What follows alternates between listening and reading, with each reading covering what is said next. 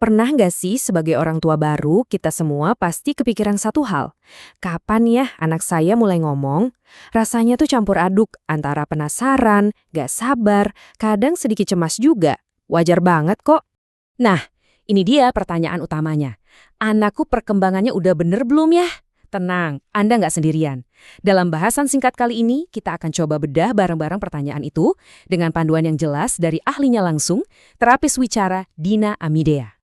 Oke, kita mulai perjalanannya ya. Anggap saja ini peta kita selama 2 tahun pertama kehidupan si kecil. Kita akan telusuri setiap langkahnya, mulai dari titik nol. Tahap paling awal nih, 0 sampai 6 bulan.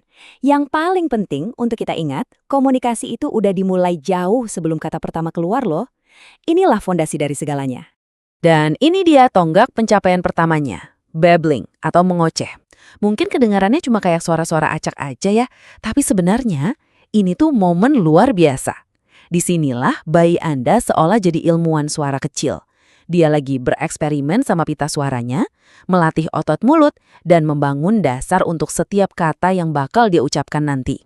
Oke, sekarang kita maju ke fase berikutnya. Di sini, bayi udah nggak cuma bikin suara sendiri, tapi mereka mulai jadi pendengar yang super aktif. Mereka menyerap semua suara di sekelilingnya dan mulai mencoba menirukannya. Nah, ini dia momen yang paling ditunggu-tunggu. Anda bakal mulai dengar si kecil meniru suara yang Anda buat.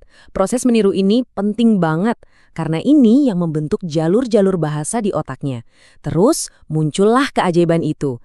Kata pertama yang simple, biasanya sih pengulangan suku kata, kayak mama atau papa. Momen yang bikin hati meleleh kan? Periode ini sering banget disebut sebagai ledakan bahasa, dan julukan itu pas banget. Disinilah kemampuan anak untuk berkomunikasi dengan sengaja itu meroket. Mereka mulai sadar kalau kata-kata itu bukan cuma suara, tapi alat yang punya kekuatan buat dapetin apa yang mereka mau. Di sini nih, kita bisa lihat lompatan perkembangan yang luar biasa. Coba deh bayangin bedanya. Dari yang tadinya cuma bisa nunjuk sambil bilang bola, sekarang anak Anda udah bisa merangkai 2 kata, misalnya mau bola. Kelihatannya sepele ya, cuma nambah 1 kata, tapi ini tuh lonjakan pemikiran yang besar banget loh, yang nunjukin dia udah paham hubungan antara benda dan keinginan. Oke, kita udah bahas banyak tahapan ya. Sekarang kita sampai di informasi yang paling krusial, yang paling bisa menenangkan hati semua orang tua. Yuk, kita ambil jeda sejenak untuk benar-benar pahami ini. Jadi, ini dia poin utamanya.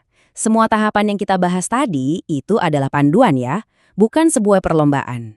Setiap anak itu unik, dengan jadwal perkembangannya masing-masing.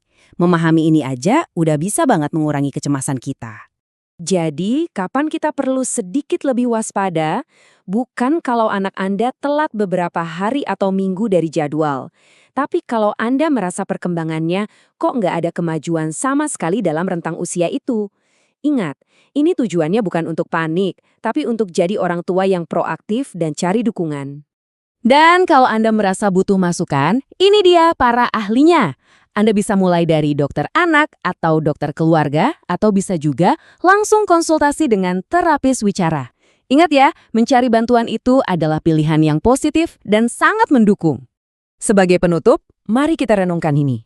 Perjalanan bicara itu memang luar biasa, tapi komunikasi yang sesungguhnya itu jauh lebih dalam dari sekedar kata-kata. Ini tentang koneksi, tentang pemahaman, dan tentang mendengarkan dengan hati.